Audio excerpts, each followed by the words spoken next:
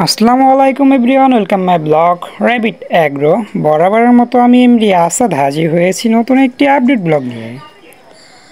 So সামনে অবশ্যই দেখতে পাচ্ছেন সবাই যে আমাদের ভেড়া একটা বাচ্চা দিয়েছে।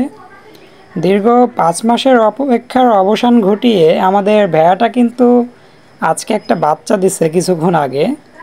যদিও বাচ্চাটার সাইজটা কিন্তু মাশাআল্লাহ অনেকটাই বড়। একটা বাচ্চা হয়েছে দেখে কিন্তু অনেকটাই বড় হয়েছে। ওকে দেখে কিন্তু বোঝা যাইতেছে ওর বয়স 7 থেকে 8 দিনের মতো হয়েছে এরকম লাগতেছে। কিন্তু আমাদের ভেড়াটা প্রায় 1 ঘন্টা আগে বাচ্চা দিছে আজকে।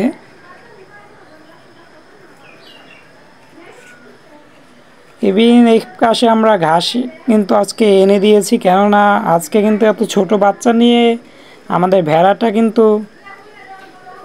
কোথাও আমরা দিতে পারবো না। যেহেতু আমাদের বাসার আশেপাশের পুকুরের সাইড দিয়ে আমরা ভেড়াগুলো রেখে দেই, সারাদিন প্রায় ওরা ওইদিকেই থাকে। আজকে তো আর এত ছোট বাচ্চা নিয়ে আর ওইদিকে দেওয়া যাবে না। আজকে সেজন্য বাসায় আমরা কিছু ঘাস এনে দিয়েছি। আমাদের বাসায় কিন্তু বর্তমান সময়ের চাইতে একটা সময় সব অ্যানিমেলের সংখ্যায় বেশি ছিল। সেগুলো আমি 2020 সালের দিকে একদমই কিন্তু বন্ধ করে দিয়েছিলাম। এই পাশে আমাদের দেশি হাঁসের বাচ্চা আছে কিছু। এগুলো সবই হচ্ছে আমাদের বাসার হাঁসের ডিম থেকে ফুটানো বাচ্চা, সেজন্য এরকম সাইজ এক একটা এক এক রকম। এখানে টোটালি 3 ব্যাচের বাচ্চা আছে। অবশ্য এখান থেকে আমরা 2টা বেবি আমাদের র্যাবিট অ্যাগ্রো ঘরে নিয়ে রেখে দিছি বড় সাইজেরগুলা থেকে, কেননা সেগুলো হচ্ছে ঝুটিওয়ালা বাচ্চা। এপাশে আমাদের র্যাবিটগুলা কিন্তু ঘাস খাচ্ছে।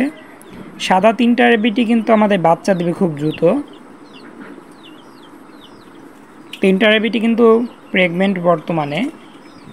সামনের এই র্যাবিটটা কিন্তু সবার আগে বাচ্চা দেবে, সেই কারণে আমি কিন্তু মেহেদি দিয়ে একটু মার্ক করে রাখছি। কেননা যেহেতু সবগুলার কালার একদম সেম, বোঝা যায় না কে আগে বাচ্চা দিল কে পরে বাচ্চা দিল।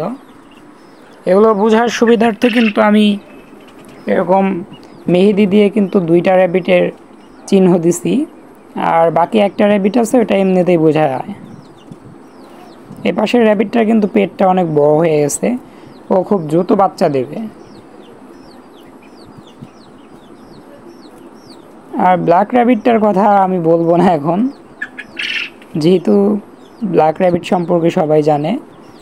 ইভিন এই পাশে আমাদের কোয়েল পাখিগুলা, কিছুদিন আগেও কিন্তু আমাদের মাত্র 2টা কোয়েল ছিল। পরে কিন্তু আমরা আবার নতুন কয়েকটা কোয়েল যুক্ত করছি, অলরেডি কিন্তু ডিম পাড়তে শুরু করছে। পার ডে আমরা এখান থেকে 3টা কিংবা 4টা এরকম ডিম পাই। 3-4টা ডিম প্রতিদিন কিন্তু আমরা পাইতেছি। এ পাশে আমাদের টোটালি কিন্তু আছে মেয়ে কোয়েলের সংখ্যা 8টা এবং ছেলে কোয়েল মাত্র 1টা। যদিও ছেলে কোয়েলের সংখ্যা একদমই কম, আমরা আরও 2টা ছেলে কোয়েল কিন্তু এনে দেব এখানে হ্যাচিং রেটটা ভালো পাওয়ার জন্য। এখানের প্রায় ডিমগুলাই কিন্তু আমরা হ্যাচিংয়ে দিয়ে থাকি আমাদের নিজস্ব ঘরোয়া পদ্ধতি ইনকিউবেটরটাতে, যেটা আমি নিজে হাতে তৈরি করছি, এবং মাশাআল্লাহ অনেক ভালো রেজাল্ট কিন্তু সেখানে আমরা পাচ্ছি।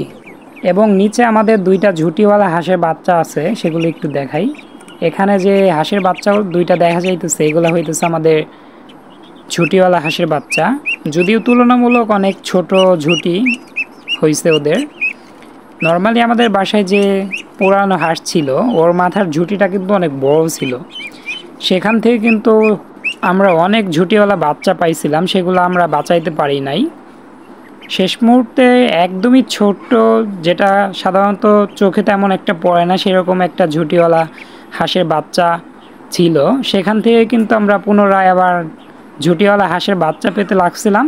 সে হাঁসটাও কিন্তু আমাদের যে ঘরে একদিন কি একটা ঢুকছিল, যে খরগোশ মেরে ফেলছিল, হাঁসগুলা মেরে ফেলছিল, সেদিন কিন্তু দেখা যাইতেছে আমাদের সেই হাঁসটাকেও মেরে ফেলছিল। যেহেতু আমাদের অলরেডি তখন বসানো ছিল মুরগির নিচে ডিমগুলা, সে কারণে মূলত আমরা 3টা বেবি পাইছিলাম ঝুটিওয়ালা হাঁসের। মাত্র 2টা বাচ্চা কিন্তু আমরা বাঁচাইতে পারছি, আর একটা ছোটোবেলায় মারা গেছে। এটার মাথায় কিন্তু দেখা যেতেছে অনেকটাই ঝুটি একটু বড়। দেখা যাক শেষ পর্যন্ত আমরা ওদের সারভাইভ করাইতে পারি কিনা। সে কারণে মূলত এগুলো আমরা আমাদের র্যাবিট অ্যাগ্রো ঘরে এনে রেখে দিয়েছি। এদিকে দীর্ঘ 17 দিন আগে আমরা কিছু কোয়েল পাখির এগ বসিয়ে দিয়েছিলাম। আমরা 10 পিসের মতো কোয়েলের ডিম বসিয়ে দিয়েছিলাম। সেখান থেকে কিন্তু মাত্র একটা ডিম অলরেডি কিন্তু একটু একটু ভাঙতে শুরু করছে ভিতর থেকে বাচ্চাটা। মূলত কোয়েল পাখির ডিম 16 থেকে 17 দিন সময় লাগে বাচ্চা ফুটতে। যেহেতু আমাদের এদিকে ঘূর্ণিঝড়ের প্রভাবে কিন্তু ঝড় হয়ে 2 দিনের মতো কিন্তু কারেন্ট ছিল না। সে কারণে আমাদের বেশ কিছু কোয়েল পাখির বাচ্চাও কিন্তু ডিমের ভিতর মারা গেছে, ইভিন মুরগির ডিমের বাচ্চাও কিন্তু ভিতর থেকেই মারা গেছে। যেহেতু টানা একদিন আমরা কিন্তু ডিমে কোনো তা দিতে পারি নাই, তারপরে কিন্তু আমরা একটা মুরগিতে বসিয়ে দিয়েছিলাম সব ডিমগুলা পাশের বাসার।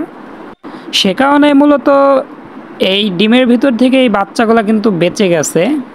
যদি আমরা সেভাবে বসাতে না পারতাম আমাদের এই ডিমের বাচ্চাগুলোও কিন্তু ডিমের ভিতর থেকে মারা যেত। আর এই পাশে কিন্তু আমাদের কিছু ডিম অলরেডি জমা হয়ে গেছে। আমি মাত্র 10 পিস ডিম হলেই কিন্তু ইনকিউবেটরে ঢুকিয়ে দেই। আজকে রাত্রেও কিন্তু আমি এখানে 10 পিস হয়ে গেছে, এগুলো আজকেই ঢুকিয়ে দেব। ইভিন এই পাশে আমাদের স্নিগ্ধ এবং স্নিগ্ধা দুইজনই কিন্তু হাঁটাহাঁটি করতেছে আমাদের উঠানে। ওরা দিনের প্রায় সময় যেহেতু বাইরে থাকে আর উঠানে আসলে কিন্তু মানুষের দেখা পায়, খাবার খাওয়ার জন্য মূলত ওরা এখানেই কিন্তু চলে আসে। ইভিন আমাকে দেখে কিন্তু আমাদের দেশি হাঁসটাও কিন্তু চলে আসছে এইদিকে।